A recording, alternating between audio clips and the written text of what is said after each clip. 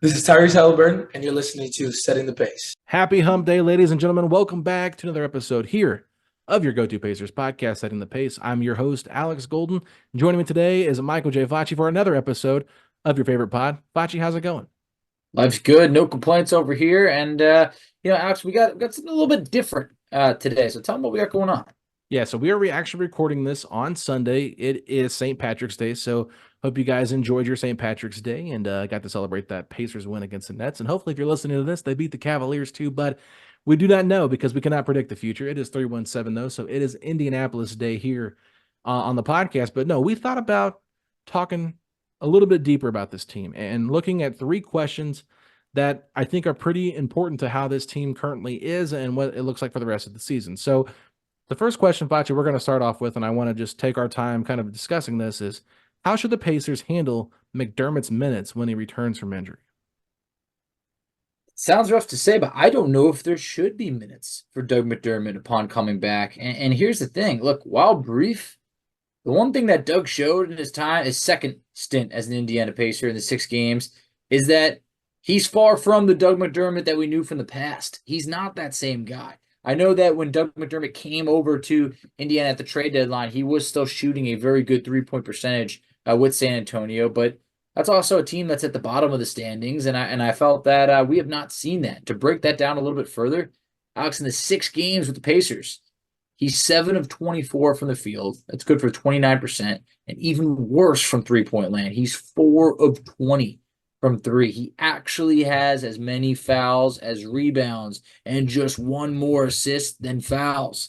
Wow. So, I could keep going because I do have some other notes that I put together, but you tell me if you want to chime in here or you want me to continue. Well, I can chime in here a little bit. I think it's interesting because McDermott's played in 6 games, since he's gotten here. And I looked this up after the Pacers lost to the Bulls, so I don't have my stats up from what Jarris Walker did against the Nets, so I won't talk about him yet. But McDermott in his first 6 games, Facci, had an offensive rating of 112.6, a defensive rating of 116.2, and a net rating of negative 3.6. So the team was not very good when he was out there. And if you watched it, you don't even need the numbers to show you it felt bad. He was only playing 10.9 minutes a game since being traded.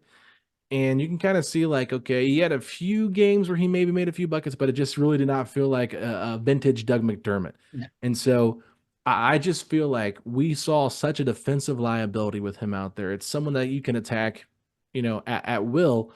But if you've got a guy like Jarris Walker out there, who he did not play great against the Nets. I think he was 0 of 5 from the field, 0 of 3 from 3, only played in the first half, which was a bit of a bummer, but other than that, like the first 4 games the last 4 games before this game against the Nets, he had an offensive rating of 126.0 and a defensive rating of 113.3, which gave him a net rating of 12.6 in 12.3 minutes per game. So getting more of an opportunity than McDermott was by playing about, a minute and a half more than him, and also just being more efficient defensively and offensively. So I just feel like you can't really attack Jarris Walker every single possession. Like, you can't hunt him if you're looking to try to score on somebody because he's got defensive capabilities. But I feel like with Doug McDermott, it makes it so much easier to attack the Pacers defensively and kind of makes this team a little bit weaker on that side of the basketball where they're already not very strong. So I agree with you. I don't necessarily think there should be a role for McDermott. He does spread the floor, but that to me is just not that important with how this team is currently built.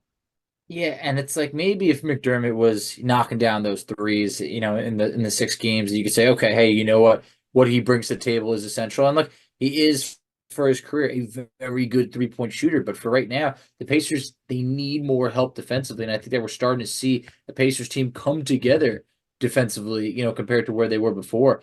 And look, McDermott is not to blame for our defensive issues. The Pacers have bigger problems than that, but I'm surprised when you mentioned those numbers. I actually thought they were worse. I really did. So it's surprising to hear that he's only about like a negative, 4, as it relates to, offensive rating and defensive rating. But, this Pacers team, since he's been gone defensively, they're giving up 114.7 points per game in the games that he's missed.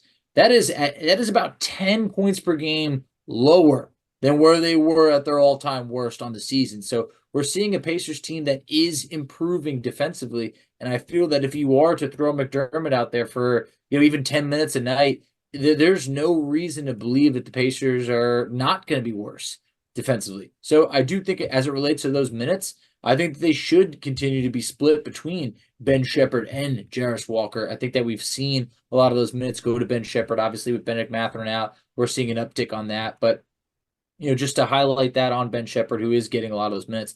In the 7 games that Ben Shepherd has played since Doug McDermott went down against Toronto, Shepherd's averaging 20 minutes per game. Yeah. And the Pacers are 5-2 during that span when he's played. So I think that right now, even last night, a couple episodes ago, we were raving about, Ben Shepherd and how everybody's talking about what he brings defensively. I think the Pacers would be taking a solid hit if those minutes were to go back to McDermott. So the Pacers have only lost 2 games since McDermott went down with the injury?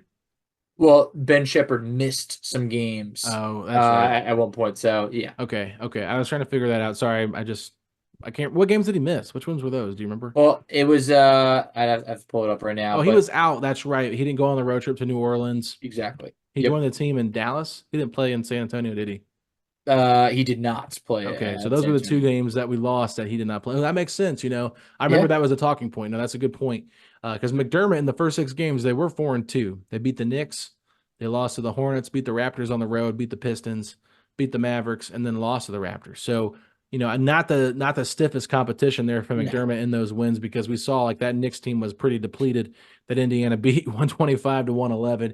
Anytime you beat the Pistons, I don't think anybody feels good about that. The Raptors on the road, they barely won that game. And the Mavericks, we just had the Mavericks number this year. Like, that's the only team we've been able to make threes on, really, since the All-Star break. The Pacers have really struggled from outside. That's been like the only team to do that against. So, and they had a crazy game winner Sunday, Fletch. I don't know if you saw Kyrie Irving's game winner.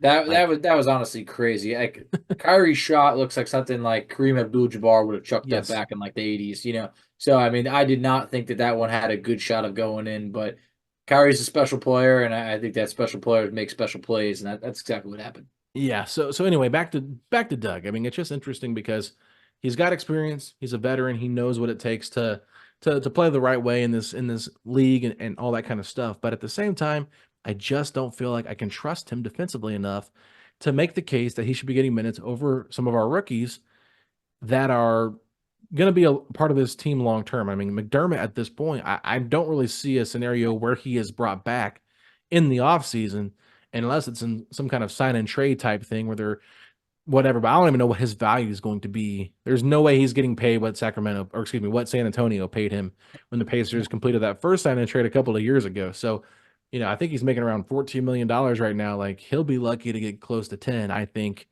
based on where he's at in his career. So I think you just kind of ride it out and continue to let Jarris Walker get minutes as the 10th guy and see what he does. And he played really good against Chicago. So you can kind of justify like, okay, we'll leave him out there for more minutes. But if he struggles like he did against Brooklyn, well, you just don't play him in the second half. And I think that's fair. And it's not really rude or anything. It's not like disrespectful to not play him more minutes, but he's got to earn those minutes. And if he doesn't, then okay, you had your chance in the first half. We're going to cut the rotation down to 9. But I just don't see a scenario where it makes any sense for McDermott to kind of take minutes away from Jarris or Shep. I can't. I just think it didn't take that long to see early on that it was like, McDermott doesn't have it like he used to. And I think that was very evident early on that the Pacers tried when they moved on from Buddy. They tried to be able to do something to address three-point shooting, and it just wasn't there. And hopefully McDermott could get healthy. I think that this is a luxury that the Pacers don't really need him right now because they don't have to force him back. So let's bring him back when he's like 120%, if that's even possible, compared to him being 90%, because I think that right now the Pacers, those minutes should go and deserve to go to a guy like Ben Shepherd and or Jarris Walker being able to collect some minutes so you can continue to develop him instead of knowing that, hey, like you said, Doug McDermott will not be here in the future moving forward. Yeah, let's move on to our next question because I think we're both in agreement there that McDermott shouldn't probably not crack the rotation right now unless there is a kind of a break the glass in case of emergency type thing. So question number 2. In what ways has Benedict Mathurin's injury helped/hurt the rotation? As it relates to helped, I'd say I feel like at times we've been able to see kind of Siakam be more of that anchor of the second unit compared to Mathurin kind of leading that group and being the focal point. And I think that the Pacers have had success with that group. So I think that that's one reason. I think another is also that this has really enabled Ben Shepherd to be able to get that playing time and really be able to grow. We talked about it over those last 7 games or so. He's averaging 20 minutes per game, which is a really good sample size, and you can see he's bringing it on the defensive end, and that's, I gotta say, part of the reason why the Pacers have been an improved defensive team over the last handful of games. Because like you could even say, okay, offensively, a little bit inconsistent, but Alex, for the record, Ben Shepherd was plus 18 against the Bulls, the highest on the team, and he went 0-5 from the field. He only had 2 points. So you could just see that this man's playing some winning basketball, and it's making a big difference. Now, I did have one more reason for help. Okay, let's stay on the positive. Transition? Let's keep on the positive. We'll come back to the negative here in a second. That's what I'm thinking over here. During the last 5 games since Bennedict Mathurin has been out, I also feel that we've seen TJ McConnell take on a bigger role offensively. He's actually averaging 12.2 points per game on 50% shooting, and he's actually seen an uptick to 10.4 field goals attempts per game and nearly 2 steals per game. So we're seeing McConnell actually playing some of his best basketball all season when the Pacers needed somebody to step up. Yeah, I would say McConnell's was more out of a necessity because they need someone else to kind of help score the basketball. Because when you look at this Pacers team, there's not a lot of great isolation scorers. So, it allows McConnell to kind of be more of an isolation scorer. But I do like how they've done a good job staggering the minutes of Tyrese Halliburton and Pascal Siakam to make sure that at least one of them is always out there on the court at all times. But because of some of the injury, or excuse me, some of the foul trouble they got into, that did kind of change things up a little bit in that Nets game on Saturday night. But I really have enjoyed seeing the opportunity that this has presented for guys like Ben Shepherd and Jarris Walker, because Jarris Walker probably would not have cracked the rotation had Mathurin not gone down with this injury. So that's a big opportunity for Jarris, because I know fans have been begging Rick Carlisle to give him an opportunity, and he really hasn't been given that opportunity on a consistent level. But it's been 5 games in a row now that he's at least got into the rotation early on in the game. Whether he's continued that into the second half, it's been kind of hit or miss. But you're still seeing how this has presented that great opportunity for him. But I think that it does kind of create a narrative for Siakam to be more of an aggressive scorer, because with the first unit, he kind of has to fill that out, because there's been times in the first unit, you'll see Halliburton and Turner kind of attack at teams with that pick and roll game that they have, that pick and pop game, and Siakam doesn't really touch the basketball. But with that second unit now, with him kind of being the focal point, with him having more of an emphasis on being that scorer, it does allow for him to kind of maybe get loose and start to kind of get a feel for what he can do, what he can't do. I loved his aggressiveness against the Nets. I felt like he was actively looking for a shot, and there was a point there where he had missed 3 or 4 in a row, and it was just man, this is not a good percentage from him, but I like that he's being aggressive at attacking. And then he comes down the court the next 3 or 4 plays, and he scores on 2 or 3 baskets. So it's that's what you want to see. And I think that this team is best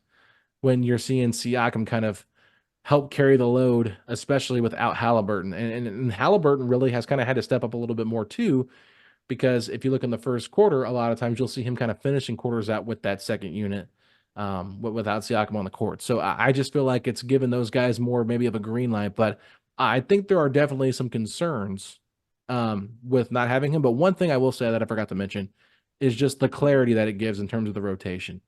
I think That's that true. it just allows guys to kind of know what their role is going to be, and there's not anybody looking down to see if, oh, am I going to get benched for this guy? I feel no, it's pretty much okay, this is our team. We can't really have a quick trigger on anybody if they're struggling. Let guys play through their struggles a little bit more so they can kind of get over the hump a little bit and just kind of know what their role is going to be on a night-to-night basis. And I think that does help with the consistency of this team.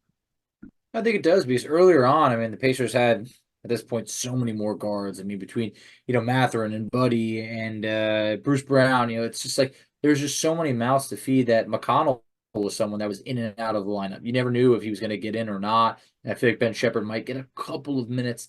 Now Ben Shepherd's got to be ready every single night. I know McConnell stays ready, but I feel like that confidence that's pumped into a rookie knowing that it's like, hey, you're not just playing tonight, you're probably going to play about 20 minutes, is you better be ready. And I think that he has. I think that, yeah, role defining has absolutely happened. And I feel that now you feel that Jarris Walker is going to be making an appearance on the court, more likely than not. So I think that he's also someone who's going to be a little bit more ready compared to getting his number called at a random time when he hadn't played in X amount of games. So I think that's great to see.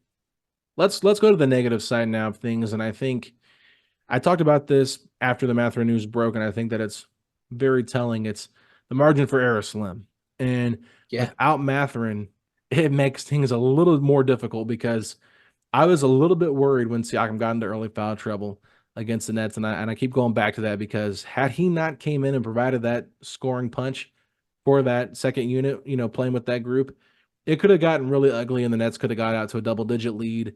And it just makes it so much more difficult not having a guy out there that can really put the ball in the basket at ease.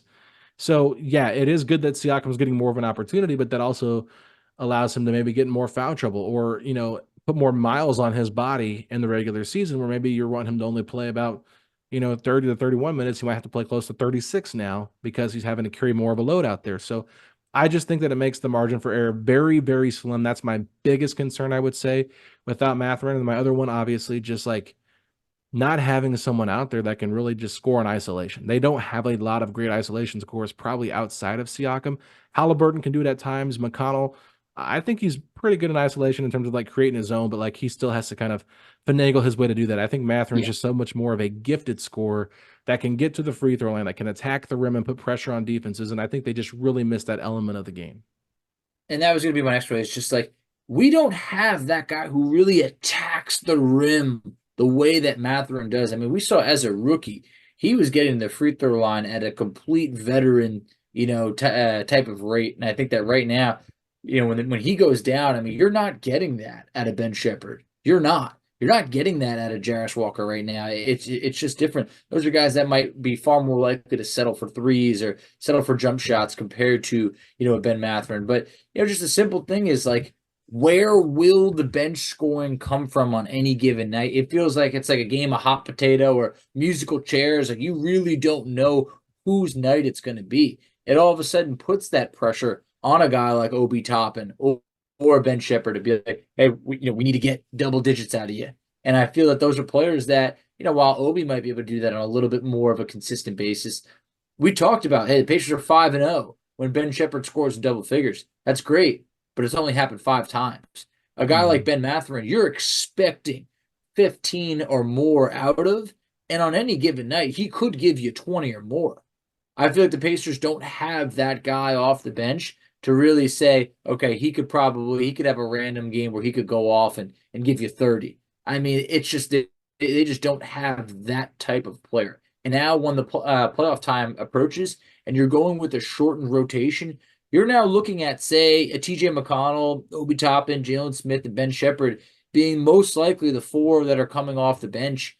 And I feel like it's a little bit inconsistent scoring-wise as to who's going to bring it come playoff time. I know Mathurin's never played in the playoffs before, but he's got that dog in him that you just feel like, okay, hey, something tells me when it matters most, like you're going to be able to get at least 1 or 2 games where Mathurin might give you between 15 to 20, in a playoff series.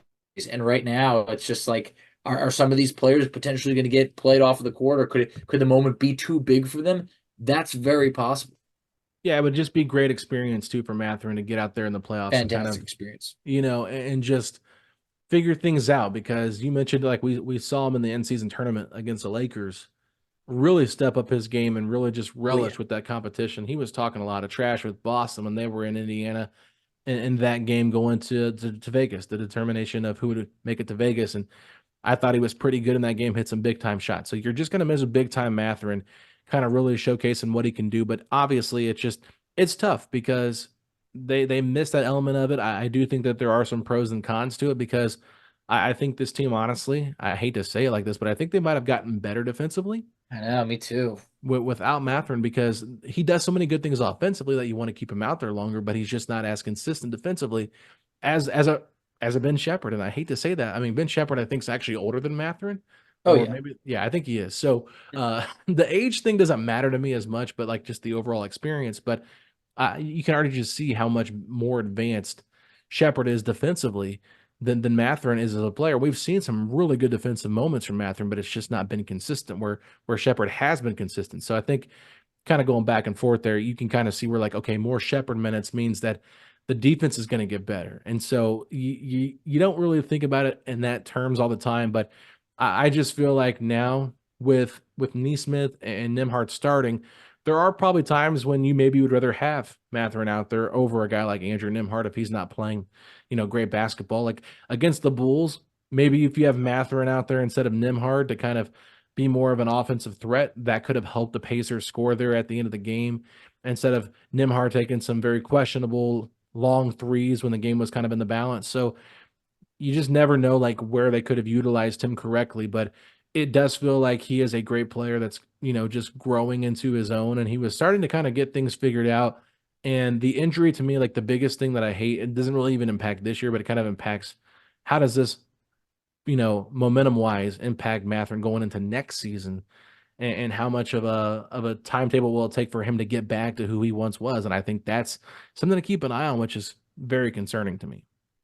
That really is, because what if this team does have success without Mathurin? That all of a sudden has them looking at things a little bit differently, So, and I also think that then that puts a lot of pressure on next year to be kind of like a make or not to say a make or break year, but it's like, okay, is he looked at to be a potential star on this team, or more of just, hey, he's a pretty good player on a team that's already paying two max contracts potentially, and then also having to make some other decisions on other players. So I think there was someone, you always get both sides of it. Someone was like, I think the Pacers are going to be better, without Mathurin. This is a good problem. It's like, it's never a good problem. Like you want your players out there, because this experience for him would have been so vital to be able to be like, hey, look, now he's in the playoffs. He knows what he needs to work on.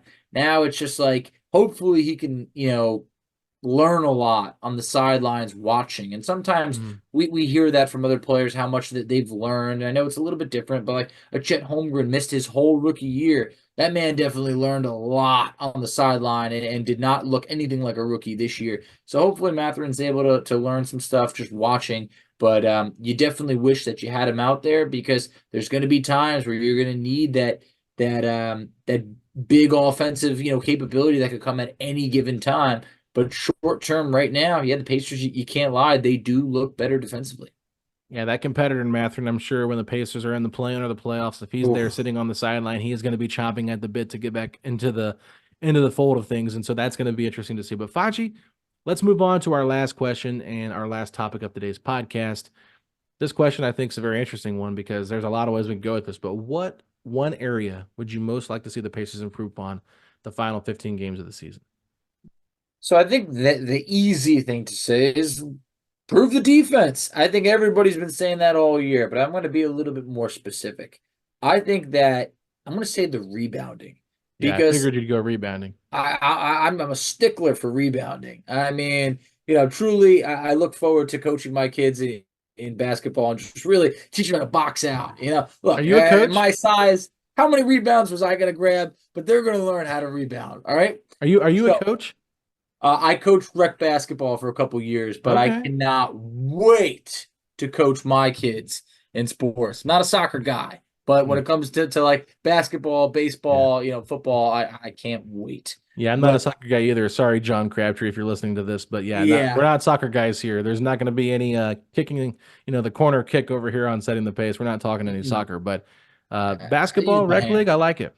Absolutely. So, look, this is a Pacers team that's 0.8 of a rebound away from being last in the NBA in rebounds per game.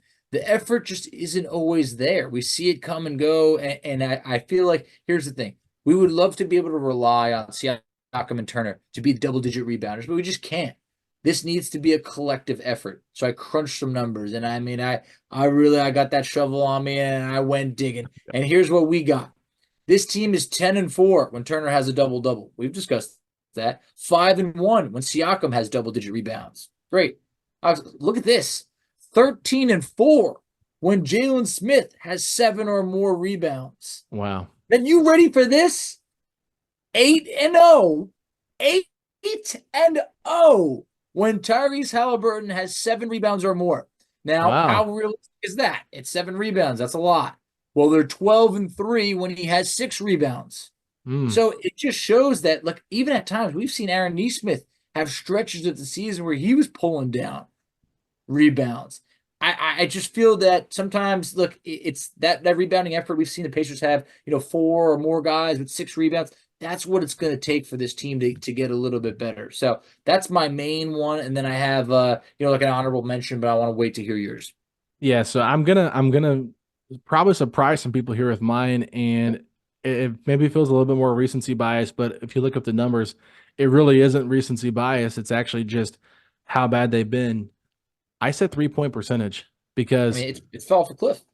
Facci, I'm going to tell you something here. I think I'm going to look this up I'm scared. before the trade deadline, or excuse me, before the All-Star break. Indiana was 6th in 3-point percentage. They were, 12th in 3-pointers attempted and 9th in 3-pointers made. Not bad. Since they've returned from the All-Star break, they are 27th in 3-pointers made, 24th in 3-pointers attempted, and 27th in 3-point percentage at 33.8%. They've been atrocious from outside, and that was a huge part of what this team did so well to get them to where they are. So I understand they're evolving as a team, and they're trying to become more defensive-minded, like you said, be a better rebounding team. All that's good, but they have been struggling so bad from outside. It's really, exhausting to kind of see them shoot. There's been several games where we've seen 6 of 20, 7 of 25. Oh, yeah. Like, it's just been very low percentages. And you're getting kind of like to this point where you're like, okay, why are we settling for so many threes? Like, get in the paint because you clearly are not hitting your shots. And I think that does kind of play a factor into no Buddy Hield, which I know everybody gets so upset about this. When you talk about Buddy Hield, like, everyone talks about him being like a superstar. No. He just really spread the floor well. You get rid of Bruce Brown, who was a good 3-point shooter, and Jordan Moore was also a good 3-point shooter. You pretty much just cashed in all your good 3-point shooting for Pascal Siakam and Doug McDermott, who's been a non-factor. So it really does kind of show you like how this team needs to continue to grow. But like Nembhard's not a good 3-point shooter. Like, he's very average. Aaron Nesmith's a good 3-point shooter, but I think the main one here, obviously, and I think it's the biggest elephant in the room, is Tyrese Halliburton. Once he can finally open back up and become that dynamic player that he was in October, November, like if he can get to that point before the playoffs, like, okay, watch out because this team's going to be special. But he has not looked anywhere close to what he looked like back at the beginning of the season. Like, even in January, there was times when he was skipping around doing different things. Like, he's just not been that player. So if he can like kind of just like unlock the floodgates and just start drilling threes again at a high clip, like, it's going to feel a lot better. But right now, with him struggling, with Nembhard not being the greatest 3-point shooter, you're seeing almost, it feels like, a better 3-point percentage from TJ McConnell than Tyrese Halliburton of late, and that's not a good sign. That's scary, but it's true. I mean, Halliburton shooting 17.9% from 3 this month. Anyone So else bad. that you saw that on would be labeled an atrocious shooter. And you obviously know Halliburton's been a really good 3-point shooter for his career. Last year, he became the first player ever to average 20 points per game, 10 assists, and shoot 40% from 3. So it's just, we need some of that back. I feel that he will get back into a rhythm at some point. But I think that's a great area of improvement for you to mention, because it's weird because the Pacers still lead the NBA in overall field goal percentage at just over 50.5%. So it's weird to see just how far they've fallen from three-point land. But yeah, I mean, that used to be kind of one of our calling cards at the beginning of the year. My honorable mention was just don't overlook the teams that that you view as inferior. The Pacers have so many 10 or more plus, comebacks this year, but they shouldn't have to have that many of them. They dig themselves in holes early on, obviously with time ticking down in the playoffs, roughly about a month from today.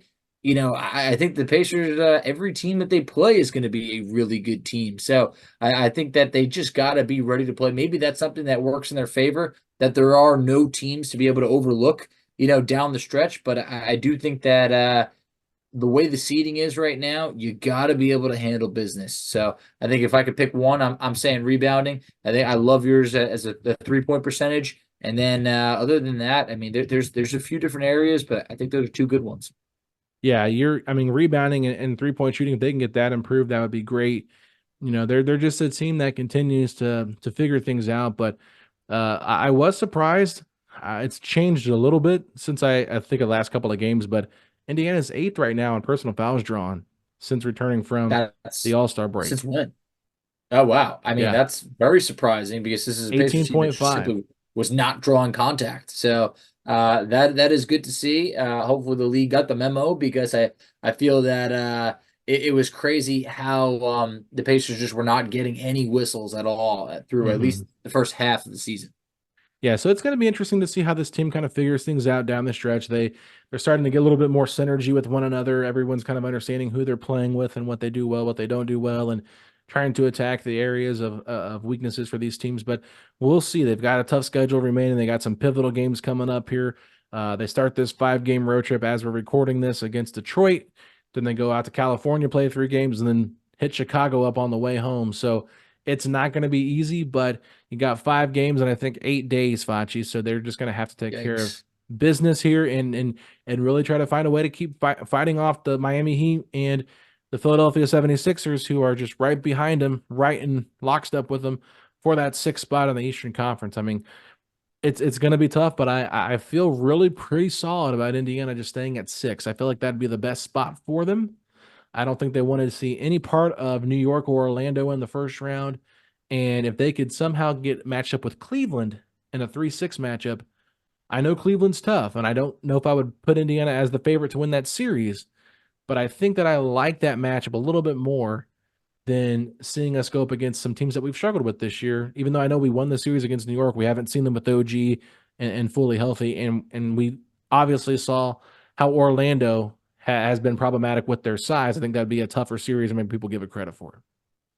Yeah, I mean, look, that could be a very tough series. The one thing that you potentially have in your favor is Orlando also has not been there Inexperience. before. So I think a lot of inexperience there, a lot of inexperience on this Pacers team as well. So I think that there's just not a really good matchup, in the playoffs right now. If you look at the Bucks hung 140 points on the Suns the other night without Giannis. So I feel that even though we had success against Milwaukee, you get a feeling that it would be a little bit of a different Milwaukee team that you'd run into. So I don't know where the Pacers are going to end up, but you want to avoid the play-in at all means. And I think that if the Pacers can just hold down that 6th spot, it would be a major win on the season for a team that you hoped, hey, could they just be really in the mix? Could they be in the play-in? We've been spoiled for quite some time now, and I know the Pacers are aiming for 4th.